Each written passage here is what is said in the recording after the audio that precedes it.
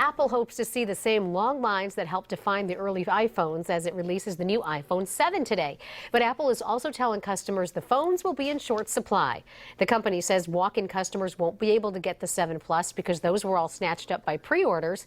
It says the iPhone 7 in jet black is also sold out, but non-Apple retailers such as Best Buy may still have them in stock. I'm tracking an extremely active Atlantic this Friday morning. There is plenty going on, plenty to talk about, so let's get right to it. I want to start with the areas that are furthest away from us. First, this area, this tropical wave that is expected to slide off the coast of Africa at some point today. You can see it moving in that general direction right now. This area has a 50% chance of development over the next few days. So something that we're keeping an eye on, but there is stuff to talk about that's happening right now, already developed. In fact, increasing in strength from yesterday at this time. This was Tropical Depression 12, now Karl, a tropical storm with 45-mile-per-hour winds. Now, it is going to be battling some wind shear over the next couple of days. So initially, we thought that this could fizzle out in the Atlantic. Looks like at this point, at least the latest update, it's going to survive that tropical wind, or that upper-level wind shear, I should say, with keeping its strength at about 45 miles per hour. But as we do head into the start of next week, it looks like some strengthening is possible. Potentially, we could be dealing with a Category 1 hurricane as we head into the middle of next week. And I just mean dealing with that in the Atlantic. Right now, it looks okay. It doesn't look like it's headed our way yet, but of course we'll keep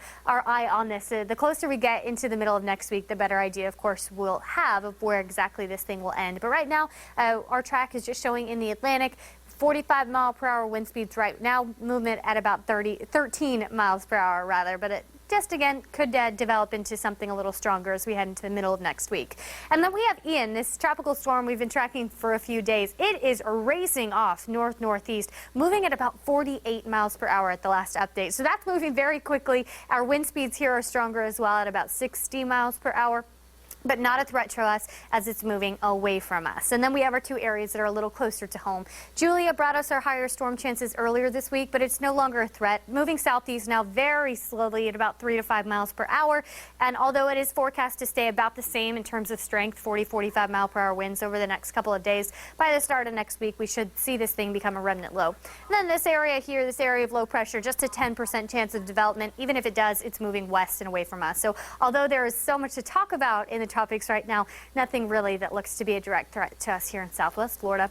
Our Friday morning starting really great. Our Friday forecast in general really great. Not tracking morning rain showers. Our visibility looks awesome. Our skies are clear. But we will have the building clouds and eventually the development of those storms. So as you head out the door, if you plan to be out and about after about 2 o'clock, you'll want to grab that umbrella now. Our development looks at about 50% in terms of storm coverage. The thunderstorm activity definitely possible today. But since we do get the sunshine to start, highs heating up a little bit more. So we'll top out in the low 90s, heat index values in the triple digits.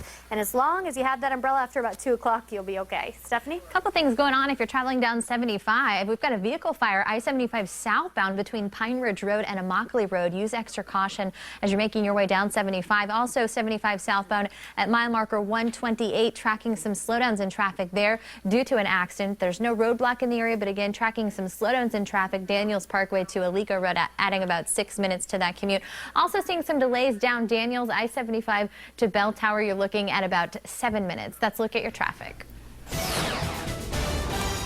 Covering the races you decide, Donald Trump is pushing his policies on child care with the help of his daughter. But Ivanka Trump made headlines this week for walking out of an interview when she was asked some tough questions about those policies. Here's Tom Foreman with the details.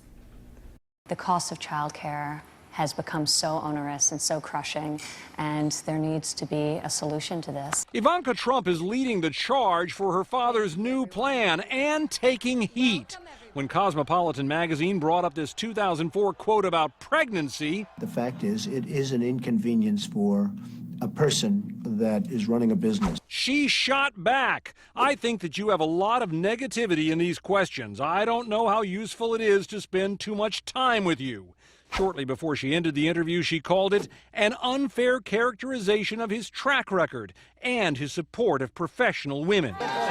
Nonetheless, the campaign keeps ripping away at Hillary Clinton's claim she's the lone champion for women in this race. If fighting for affordable child care and paid family leave is playing the woman card, then deal me in. So how do their plans compare? Among the main points, Clinton wants to give new parents 12 weeks of paid family or medical leave. Trump says paid maternity leave alone should be 6 weeks. Clinton wants no more than 10% of their income to go for child care. Trump would give them a tax break. Clinton wants free pre-K for all 4-year-olds. Trump wants to give families deductions for child care savings accounts to spend as they like. We need working mothers to be fairly compensated for their work and have access to affordable, quality child care for their kids. Thank you. The Clinton campaign says Trump's tax breaks would help the well-off more than the working class, that he won't offer similar help for new dads, leaving gay parents out. And Trump's own words from the past don't help much, describing child care as his wife's work. I mean, I won't do anything to take care of him. I'll supply the funds, and she'll take care of the kids, right? So it's not like a big deal. You know, it's not like I'm going to be walking the kids down Central Park.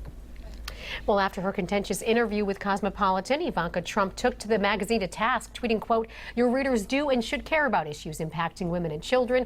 Keep the focus where it belongs." 7:12 is your time. Some in Lee County are angry over what they call a lack of data sharing from the Sheriff's Department. Now Fox 4 is getting you answers and changes from the department. Plus, an intense overnight gas fire cutting power for hundreds this morning. While most have it back, some remain in the dark. Our breaking news tracker has been out and about since the overnight hours. We'll have an update to that story when we come back. Fox 4 traffic reports are brought to you throughout the morning by Bruce L. Shiner, attorneys for the injured. There's no